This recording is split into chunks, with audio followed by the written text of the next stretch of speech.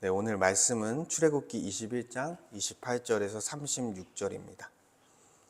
제목은 임자의 책임에 관하여 라는 제목으로 함께 말씀을 나누고자 합니다. 사람들에게는요, 여러 가지 장점이 있습니다. 재능이 뛰어난 사람도 있고요. 그리고 말씀씨가 좋은 사람도 있고, 추진력이 있는 사람도 있고, 또 그 추진력을 잘 받쳐주는 사람이 있고요.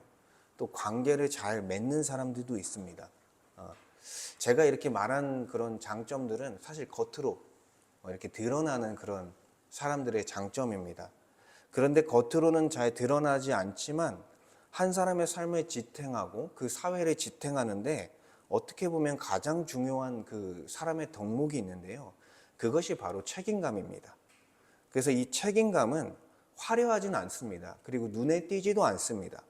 그러나 그 책임감이 무너지면 인간의 삶 그리고 사회 전체가 사실 균열이 일어나고 무너지며 다른 장점들, 그가 가진 다른 장점들, 그것들을 잘 발휘할 수가 없다라는 것이죠. 그래서 최근에 이제 저희의 한국 사회가 점점 이제 여러 시대 정신으로 인해서 개인화되어지고, 그렇죠? 개인화되어지기 때문에 점점 자기의 이익을 더 중시 여기는 사회가 되었습니다. 그러다 보니 이 책임감을 가진 사람의 가치가 더욱 빛을 발하고 있다라고 생각이 드는 것 같아요. 사실 가정에서도 몇십 년, 10년, 20년, 30년 전만 해도 사실 정말 끈끈했죠. 그래서 가정을 위해서, 가족을 위해서 희생한다는 것은 너무나 당연한 거였습니다. 그런데 점차 개인화되어지면서 어떤 가족을 위해서 물질적으로 희생하거나 또한 집안일을 한다든지 함께 가족들을 돌보는 일에 대해서 덜 책임지려는 그런 경향이 사실 우리 한국 사회 가운데 나타나고 있다는 것이죠. 그리고 회사에서도 그냥 과거에는 그냥 주어지면 열심히 일을 하는 거였습니다. 그런데 이제는 워라밸, 그렇죠? 자기의 삶을 중요하게 여기고 어떤 개인의 어떤 취미나 개인의 휴식 시간을 중요하게 여기면서 조금이라도 더 일을 맡지 않고, 그렇죠? 개인의 어떤 경력만 쌓으려는 그런 모습들이 회사 안에서, 부서 안에서 일어나고 있다는 것입니다. 그러다 보니 정말 그 가정 안에서, 회사 안에서 또 어느 공동체에서든 책임감을 가지고 살아가는 그 사람들에 대한 가치가 더 커지고 있고 그 사람이 정말 귀한 사람이 되고 있다는 것입니다. 그러니까 가정에서도 그렇죠. 정말 가족을 귀히 여기며 나의 어떠함을 생각하기보다 가족을 위해서 희생하는 그 사람이 그렇죠. 필요한 거예요. 가정에도 필요한 것입니다. 그리고 그 회사에서도 내가 다니고 월급을 받는 회사이지만 내 일처럼 생각하면서, 회사 일을 내 일처럼 생각하면서 열심히 일을 하는 그런 사람들이 사실은 지금 사회에서는 찾기가 참 어려워졌고 굉장히 귀한 사람이 되었다는 것입니다. 그래서 제가 말하고 싶은 거는 책임이라는 부분이 굉장히 중요하다는 거예요. 그런데 이 사회와 이 세상에서뿐만 아니라 신앙에 있어서도 이 책임이라는 부분은 예외가 아니라는 것입니다. 우리의 신앙생활을 지탱하는 중요한 기둥 가운데 하나가 바로 책임이라는 거예요. 책임. 내가 나의 죄를 가볍게 여기지 않는 책임, 그리고 하나님이 주신 거룩함을 지켜나가는 책임, 그리고 내게 맡겨진 공동체에 헌신하며 믿음으로 서 있으려는 그런 책임, 그리고 하나님이 주신 가정과 직장 가운데 하나님의 말씀에 따라 하나님의 질서대로 살고자 하는 그러한 책임, 그러한 신앙에 대한 책임이 존재하고 그 책임이 너무나 중요하다는 것입니다. 이 책임이 무너질 때 어떤 현상이 일어납니까? 그 신앙이 도미노처럼 무너지는 현상이 일어난다는 거예요. 그래서 저희 교회가 이제 어떻게 보면 제가 이렇게 그리는 그런 교회의 비전이 성경적인 교회를 그리고 있어요. 비전으로. 근데 성경적인 교회를 저희가 생각해 볼 때 하나님이 기뻐하시고 하나님이 거하시고 하나님이 원하시고 그리고 가장 큰 특징은 천국을 닮은 공동체로서 세워지는 것이 성경적 교회의 특징입니다. 그런데 그러한 성경적 교회, 정말 옆에 있는 지체를 가족과 같이 한 몸처럼 여기고 나의 것을 내어주고 서로를 세워가는 그런 공동체로 세워지는 데 있어서 그 교회는 저절로 세워지지 않는다라는 것입니다. 결국에는 모든 지체들의 거룩에 대한 책임, 죄를 방치하지 않는 책임, 자기 영혼과 공동체를 지키려는 책임들이 함께 있을 때만 가능한 것이 성경적인 교회에 대한 비전이라는 거죠. 그래서 오늘 본문은요, 겉으로 보기에는 소를 가진, 소에 대한 이야기를 하고 있어요, 본문 자체가. 그래서 이게 무슨 말씀인가 여러분들이 이제 생각할 수 있겠지만, 소를 가진 그 임자의 책임에 관한 말씀입니다. 그래서 이게 그냥 고대 사회에서 가축에 관한 그런 법이 아니냐, 이렇게 우리가 생각할 수도 있겠지만, 사실 성경에서 그 정도 수준에서 멈추는 것이 아니죠. 그래서 이거는 결국에는 소의 문제라기보다는 그 소를 소유하고 있는 임자에 대한 책임의 문제를 다루고 있다라고 할 수 있고, 이 임자에 대한 책임을 오늘날 우리에게 적용하자면 우리가 가진 신앙의 책임과 연결하여 우리는 생각할 수 있다라는 것입니다. 그래서 오늘 말씀을 통해서 우리가 하나님 앞에서 어떤 책임을 감당해 나가야 될지에 대해서 좀 생각해보고 살펴보면 좋겠습니다. 첫 번째로 28절에서 32절, 하나님은 죄를 방치한 자의 책임을 분명히 물으신다라는 내용입니다. 28절을 보면 소가 남자나 여자를 받아서 죽이면 그 소는 반드시 돌로 쳐서 죽일 것이요 그 고기는 먹지 말 것이며 임자는 형벌을 면하려니와, 이렇게 말씀하고 있습니다. 그러니까 소가 사람을 받아서 죽게 되는 경우가 있었다라는 거예요. 종종 그 사회 가운데. 그렇죠. 소가 많았으니까. 근데 이 소는 어떻게 된다? 반드시 돌로 쳐 죽여야 된다. 그리고 심지어 쳐 죽인 소는 먹지도 말라고 했습니다. 네, 그렇죠. 먹지도 말라. 그리고 다만 이 소를 죽인 그 임자, 주인은 그 소가 행한 일에 대한 형벌을 면하게 될 것이다. 소가 대신, 소가 일으킨 그런 일이니까 소가 죽음을 통해서 그 형벌이 면하여진 것이죠. 이제 비록 짐승이라 할지라도 사람의 생명을 해한 것에 대해서는 그냥 넘어가지 않겠다라는 것이 하나님의 뜻입니다. 그래서 왜 그렇습니까?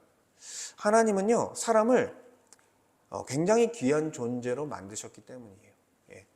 그래서 사람은 어떤 물질적인 재산의 일부가 아니죠. 그런 재산에 포함될 수 없는 존재입니다. 사람의 생명 자체가. 그래서 사람은요, 하나님의 형상으로 창조됐죠. 그래서 하나님을 닮은 존재로서 이 모든 창조 세계의 피조물 중에 가장 특별한 존재로서 사람을 우리를 빚어 만드셨습니다.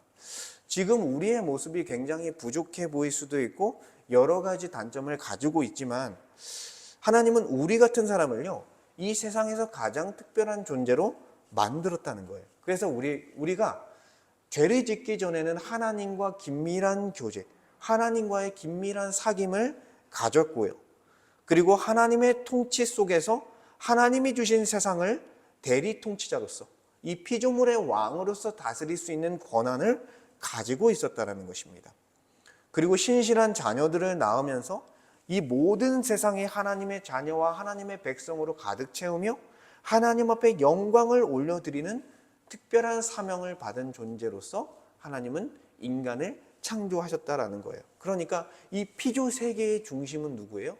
바로 사람이라는 거예요. 인간이라는 거예요.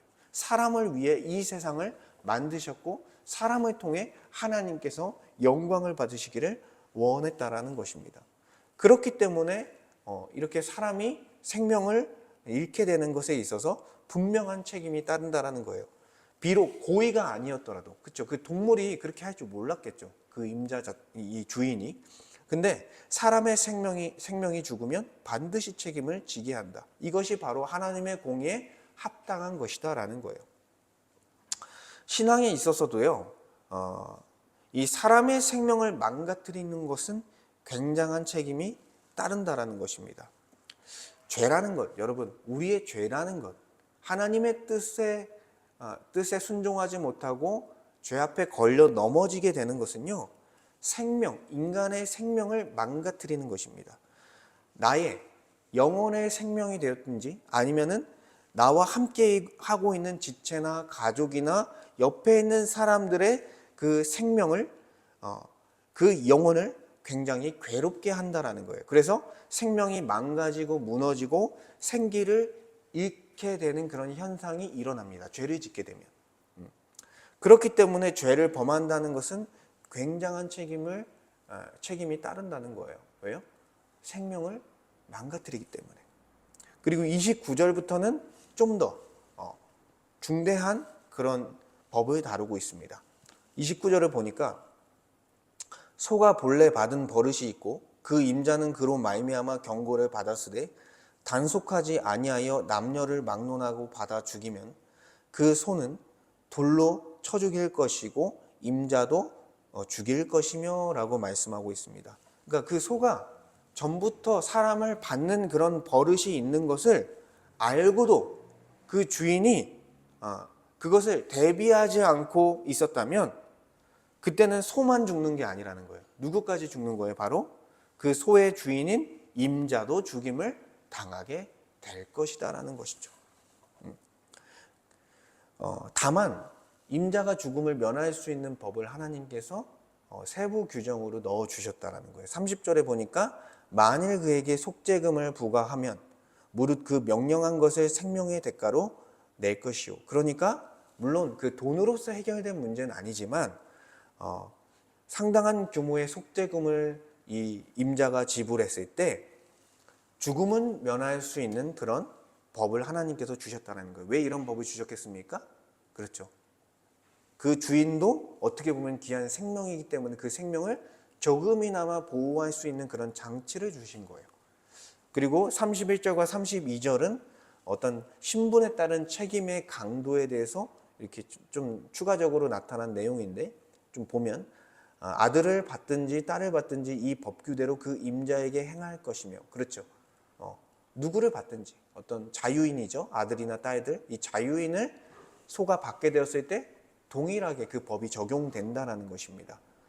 그런데 남종이나 여종을 받으면 소임자가 죽지는 않고 은 30세겔을 그 상전에게 그 사람 어떤 주인이겠죠.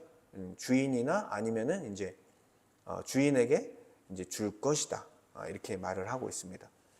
신분에 따라 그때 당시에 그러한 이제 책임의 강도를 이제 말하고 있는 것입니다. 어쨌든 간에 여기서 이제 29절에서 32절까지 말하는 내용은 뭐냐면 소가 받는 버릇이 있는 것을 알고 있음에도 불구하고 예상치 못한 사고가 아니라는 거예요. 그것은 그러니까 대비하지 않고 방임해 버렸을 때 그 주인이 방임해 버렸을 때 직접 그가 사람을 죽인 그런 죄가 아니라 할지라도 그 또한 그렇죠. 죽임이라는 형벌을 그 정도의 형벌을 받게 된다라는 것입니다. 근데 우리의 이제 신앙도 사실은 마찬가지라는 거예요. 우리는 개인적으로 특별히 약한 그런 죄의 버릇이나 죄의 습관들이 있습니다. 그렇죠? 여러분들이 스스로 알 거예요. 그런 것들을. 근데 내 안에서 반복되는 그 죄의 가능성이 있죠. 그러니까 죄에 넘어질 만한 가능성이 큰 그런 부분이 있을 거예요. 여러분에게 있어서. 근데 그 특정한 죄에 대해서 우리는 보통 알고 있음에도 불구하고 우리가 그 죄에 대해서 대비하지 않고 그냥 방임해 버렸을 때 어떤 현상이 일어나겠습니까?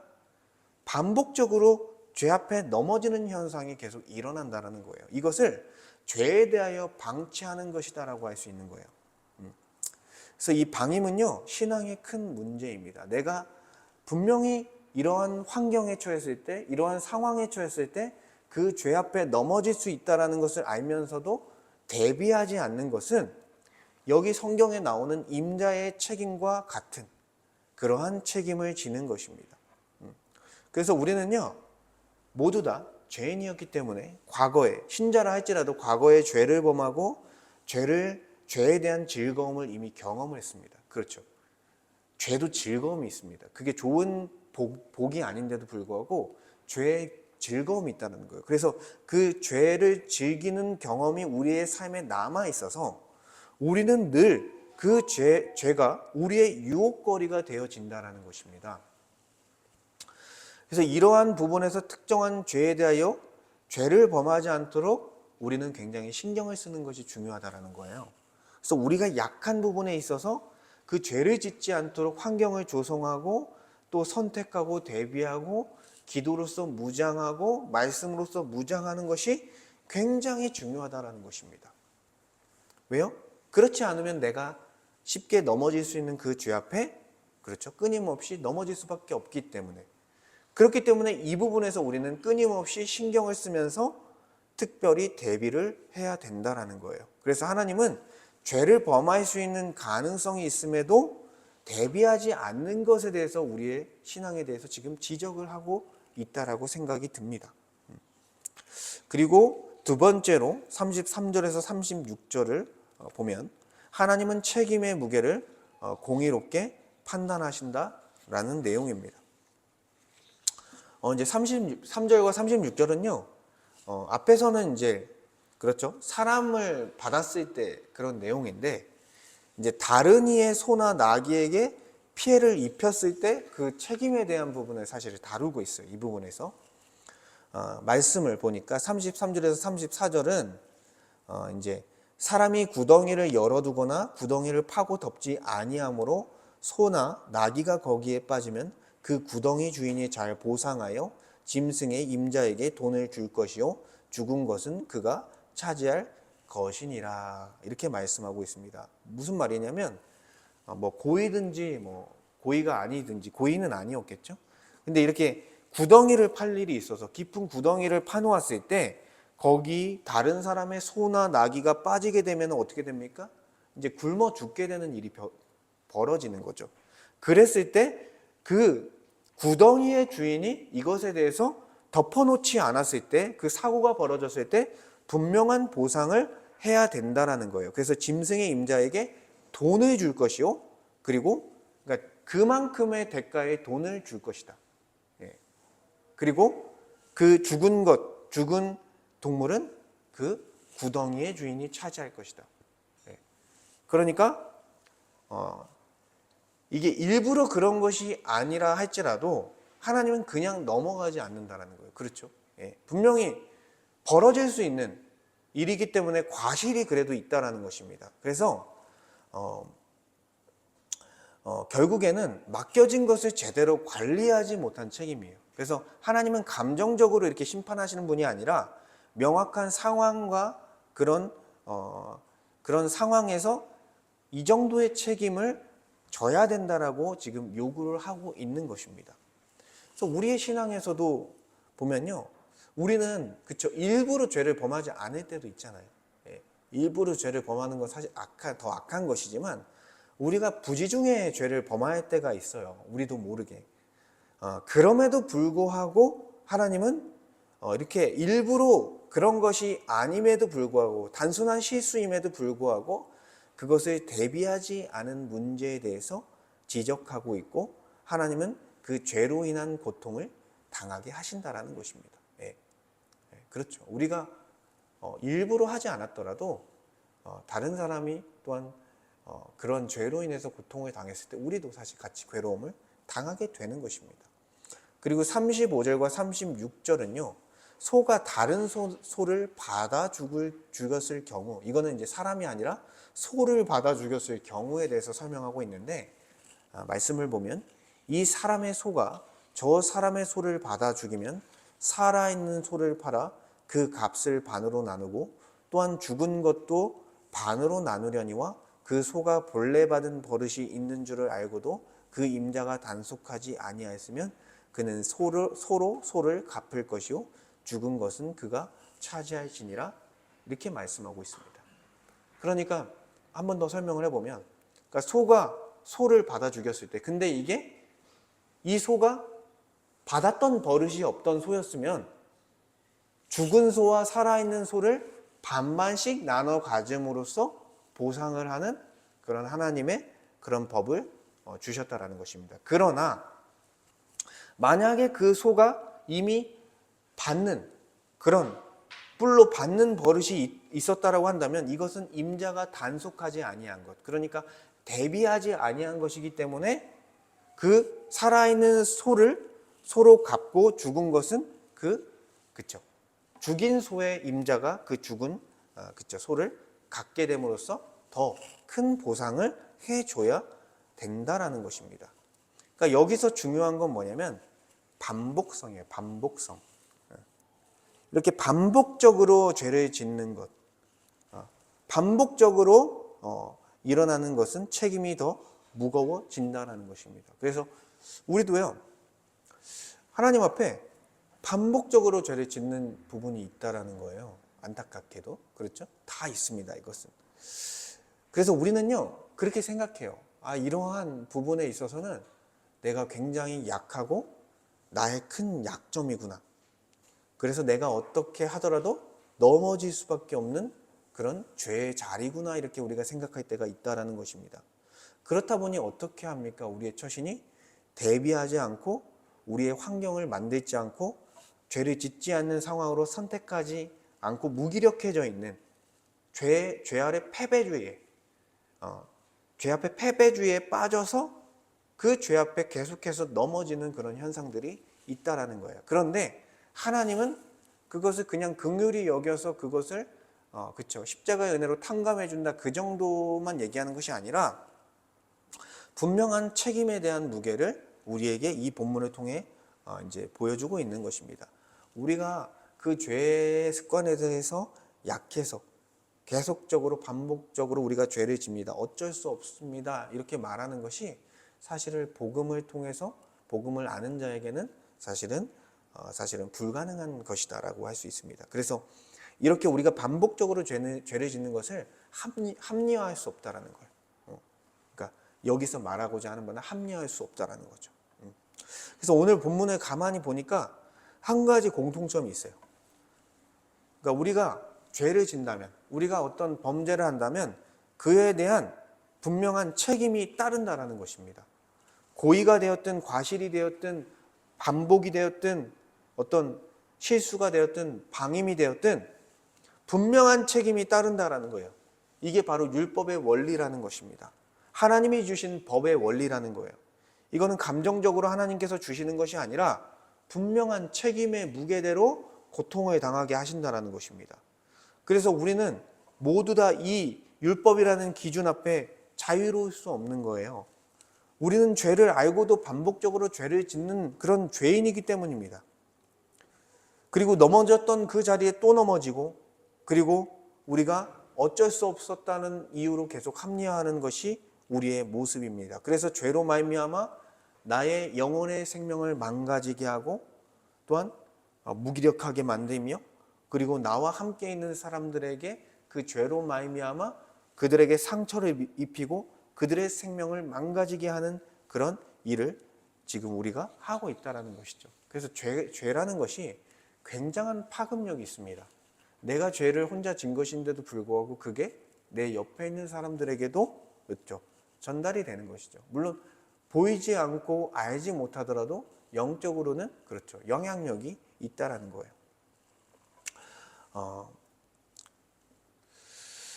그래서 우리는요, 이 성경, 이 말씀 앞에서, 율법 앞에서 사실 우리는 다 어떤 존재들입니까? 죄인입니다. 죽을 수밖에 없는 죄인입니다. 하나님 앞에 심판을 받을 수밖에 없는 죄인이에요. 의인은 없나니 하나도 없다고 하셨습니다. 그리고 죄의 싹스는 사망이라고 했습니다. 그러니까 우리는 사망할 수밖에 없는 운명에 처해 있는 거예요, 원래는. 그렇죠. 물론 우리가 예수를 믿었습니다. 예수를 믿어서 구원을 받았다 해도 죄에 대한 분명한 책임이 있다는 거예요. 그래서 어떻게 됩니까? 우리가 지옥에 가지 않더라도 고통을 당합니다. 우리가 죄를 진 것 때문에 굉장한 영혼의 고통을 이 땅에서 당할 수밖에 없다라는 거예요. 그것이 우리가 죄인이라는 것을 드러내고 있는 것이죠. 그런데 하나님께서 감사하게도 죽을 수밖에 없는 우리 같은 이 죄인들에게 이 책임의 문제를 대신해서 해결해 주실 구원자를 보내주셨다라는 것입니다. 세 번째로 30절과 32절을 다시 보며 하나님은 우리가 져야 할 책임을 그리스도께 담당시키셨다라는 것입니다. 30절 말씀을 다시 보겠습니다. 만일 그에게 속죄금을 부과하면 무릇 그 명령한 것을 생명의 대가로 낼 것이요 라고 말씀하고 있습니다. 그러니까 원래는 그 임자, 주인이, 소의 임자 주인이 죽어야 할 상황인데 책임이 있기 때문에, 그런데 하나님은 속죄금이라는 길을 열어두셔서 죽지 않을 수 있는 길을 마련해 두셨다라는 것입니다. 이 속죄라는 게 뭐냐면 종이나 노예의 상태에 있을 때 이 속전, 돈을 치름으로써 그 상태에서 풀려나 자유인이 되게 하는 것을 의미하는 거예요. 그러니까 지금 죽음의 형벌이라는, 그쵸? 그 판결에 처했는데 그 판결에서 속죄금을 내므로써 그 죽음의 형벌을 면할 수 있는 그런 은혜를 하나님께서 이 소의 주인에게 주었다라는 것입니다. 이것은요, 단순한 법조항이 아니라 이것을 통해서 보여주고자 하는 원리가 있는 거예요. 바로 대속의 원리입니다. 대속의 원리. 책임이 사라지는 것이 아닙니다. 그렇죠? 책임을 뭘로 치르는 거예요? 생명 대신 속죄금으로서 대신 치르는 거죠. 그러니까 공의가 무너진 것이 아니고 그 책임을 대신해서 감당할 길을 하나님께서 마련해 주셨다는 거예요. 그래서 하나님께서 우리의 죄에 대해서, 우리가 하나님 앞에 죽을 수밖에 없는 그 죄, 반복적으로 우리의 원죄와 그로 인해 파생된 반복적인 죄, 그리고 방치하고 있는 죄, 알면서도 대비하지 않는 그런 죄, 우리가 죽어 마땅한 그 상태에서 속죄의 길을 여셨습니다. 바로 하나님의 아들이신 예수 그리스도, 구원자이자 우리의 주님이신 예수 그리스도를 보내셔서 십자가 위에서 대신해서 대속적 죽음을 당하게 하심으로써 우리가 죽어야 할 대가를 대신해서 치러 주셨고, 예수님을 믿는 자마다, 주와 그리스도로 믿는 자마다 그 죄의 형벌에서 자유함을 얻어 구원을 얻게 하는 그 은혜를 베풀어 주셨다는 거예요. 이것은 하나님의 공의가 무너진 것이 아닙니다. 그렇죠? 하나님의 공의가 무너진 것이 아니라 오히려 예수님의 대속적 죽음으로써 하나님의 공의가 충족되고 만족된 사건이라는 거예요. 그래서 우리가 져야 할 분명한 책임을 그리스도께서 대신 책임져 주시는 은혜가 우리에게 주어졌다라는 것입니다. 이게 얼마나 큰 은혜입니까?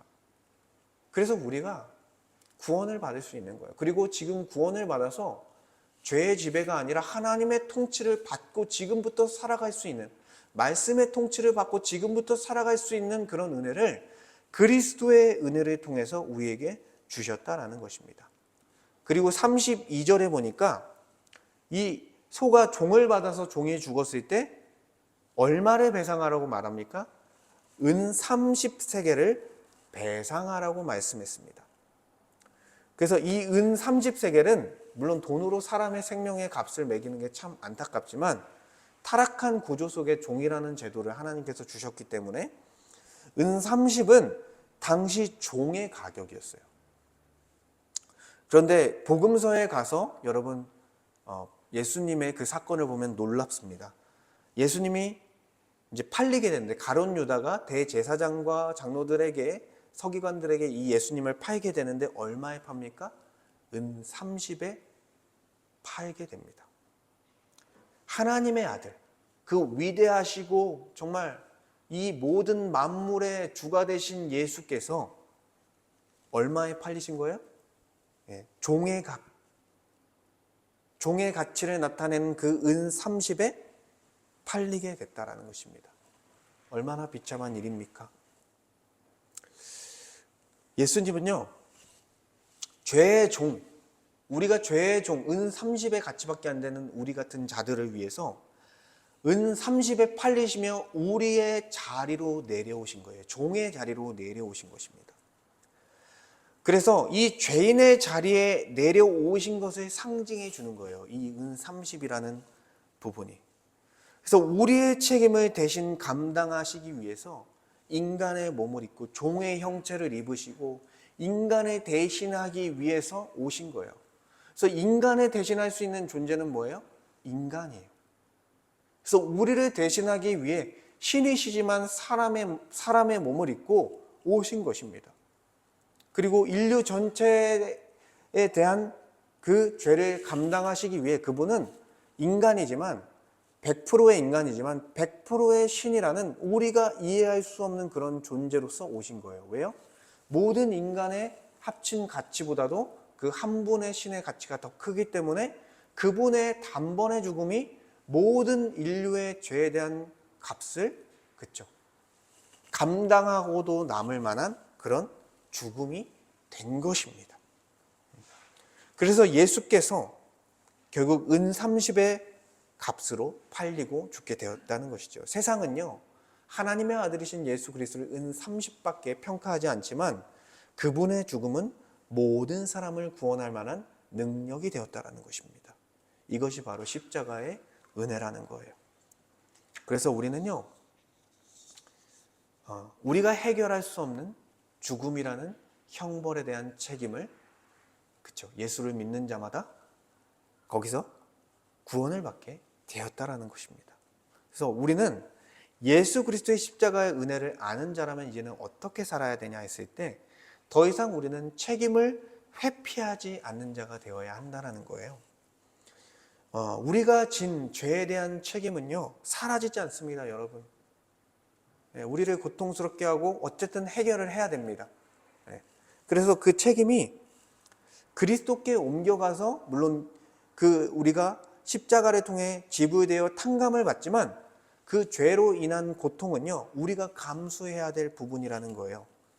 그래서 우리는 어차피 예수님 때문에 용서받았으니 괜찮다라는 그 태도 자체가 잘못된 태도이고 합리화하는 것입니다. 이것이 우리가 예수님을 믿었기 때문에 예수님 앞에 회개했기 때문에 다 해결된 것이지 이렇게 생각하는 것은 굉장히 거룩하지 않는 모습이에요. 하나님이 원하시지 않는 모습인 거예요. 왜냐하면 하나님께 회개했다 하더라도 내가 상처 준 사람, 내가 피해를 준 사람에게는 어떻게 해야 됩니까? 분명한 대가를 치러야 되고 사죄하는 태도로서 나아가야 된다라는 거예요.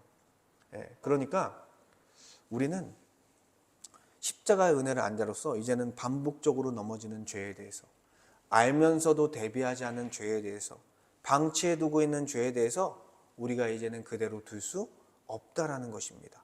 더 이상 죄를 합리화할 수 없다라는 거예요. 예수께서 죄 때문에 나를 위해 죽으신 것을 생각했을 때, 나 같은 죄인을 위해서 그 하나님께서 죽으셨다라는 것을 생각했을 때 우리는 결코 그 죄에 대해서 가볍게 여길 수 없고 거룩을 선택하는 책임을 갖고, 그리고 죄 앞에 넘어지지 않을 그 책임을 갖고 우리는 그리고 공동체를 거룩히 지켜가는 책임을 갖고 살아가야 한다라는 것입니다. 오늘 본문은요, 죄를 방치하는 자들에 대해서 책임을 분명히 묻고 있습니다. 여러분은 어떤 죄를 방치하고 어떤 죄 앞에 넘어져 계십니까? 그것은 그리스도의 십자가를 통해 해결할 수 있는 부분이지만 그 죄에 대한 고통과 그 죄에 대한 문제는 우리가 이 땅에서 해결해야 될 부분이 분명히 있다라는 것입니다. 책임의 부분이 있다라는 것입니다. 그렇기에 우리는요, 그리스도의 십자가 은혜를 아는 자로서 책임을 회피하는 사람이 되어서는 안 됩니다.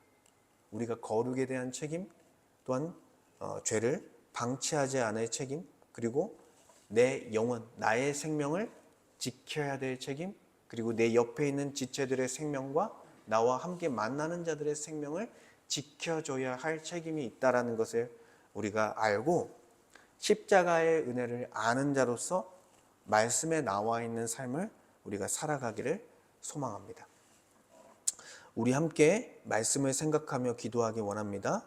하나님, 우리 안에 반복되는 죄와 방치해 두었던 그런 죄를 깨닫게 하시고 더 이상 미루지 않게, 더 이상 합리화하지 않고 끊어낼 수 있는 은혜를 허락하여 주시옵소서. 그리고 우리가 죄에 대한 책임을 분명히 깨달아 죄를 가볍게 여기지 않고 죄를 짓고 그냥 넘겨버리는 그런 태도들을 버리게 하여 주시옵소서. 그리고 우리가 각자 맡겨진 자리에서 거룩에 대한 책임을 다 감당하며 하나님이 원하시는 거룩한 공동체, 성경적인 교회로서 세워질 수 있는 은혜를 우리 공동체 가운데 허락하여 주옵소서. 이렇게 함께 말씀을 생각하며 기도하도록 하겠습니다. 아버지 하나님 감사합니다. 주님께서 오늘 말씀을 통해서 죄에 대한 분명한 책임, 내가 방치했던 죄에 대한 분명한 책임이 있다는 것을 하나님의 말씀을 통해 깨닫게 하셨습니다. 우리가 이미 살았던 그 인생 가운데 죄의 즐거움을 알았고 우리의 죄의 습관들, 죄 앞에 쉽게 넘어졌던 그런 특정한 죄들이 우리를 유혹하고 우리를 넘어지게 하며 그 가운데 우리는 어쩔 수 없다 합리화하며 살았던 우리의 모습들이 있습니다.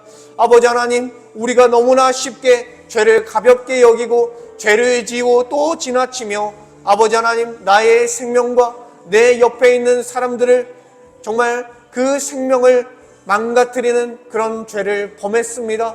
우리가 그 죄를 범했음에도 불구하고 연약하다고만 말하며 우리가 죄 앞에서 패배주의 가운데 빠져서 우리가 넘어지는 그런 모습들이 있었습니다. 우리의 그런 연약함을 불쌍히 여겨 주시옵소서. 우리가 방치하고 있는 죄를 밀어두지 않게 하시고 우리가 그것을 끊어낼 수 있는 은혜를 얻게 하여 주시옵소서. 우리가 그 죄를 짓지 않을 수 있도록 대비할 수 있는 은혜를 주님 갖게 하여 주시옵소서. 죄에 대한 주님 책임, 죄에 대한 파급력은 너무나도 정말 크다라는 사실을 우리가 알게 하여 주셔서 우리가 죄 앞에 넘어졌을 때 우리의 영혼과 우리와 함께하고 있는 자들이 얼마나 큰 영향을 받는지를 주님 우리가 생각하게 하시고 정말 우리를 위해서 십자가에서 죽으신 그 은혜를 생각하게 하여 주시옵소서.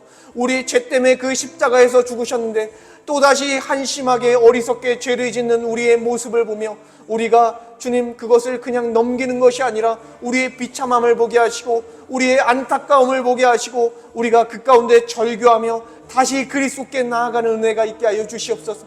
다시 십자가 복음을 붙잡는 은혜가 있게 하여 주시옵소서. 다시 하나님 앞에 엎드리는 은혜가 있게 하여 주시옵소서. 우리가 돌이켜 회개하며 하나님 앞에 나아가길 소망하오니 아버지 회개하는 역사가 우리의 삶 가운데 이루어지게 하시고 우리가 방치했던 죄들, 우리가 반복적으로 지었던 죄들, 우리가 넘어져서 일어나지 못하는 죄 앞에서 우리가 다시 일어나 정말 그리스도의 은혜로서 그 죄를 끊어내게 하여 주시옵소서. 그리스도 안에서 죄를 이길 수 있음을 믿기를 원합니다. 그리스도 안에서 죄에 대해서 승리할 수 있는 그런 은혜가 있음을 믿기를 원합니다. 주님께서 그 구원의 능력을 우리에게 주셨사오니 죄를 끊어낼 수 있는 은혜가 이 예배 자리 가운데 우리의 지금 영혼 가운데 일어날 수 있기를 원합니다. 주님께서 함께하여 주시옵소서. 인도하여 주시옵소서. 우리가 거룩에 대한 책임을 다하며 죄를 방치하지 않는 책임을 다하며 우리가 거룩한 백성이 되어 하나님께서 주신 비전, 성경적인 교회에 대한 비전, 거룩한 공동체에 대한 비전을 갖고 우리 교회를 함께 책임을 지고 주님이 세워가길 원합니다.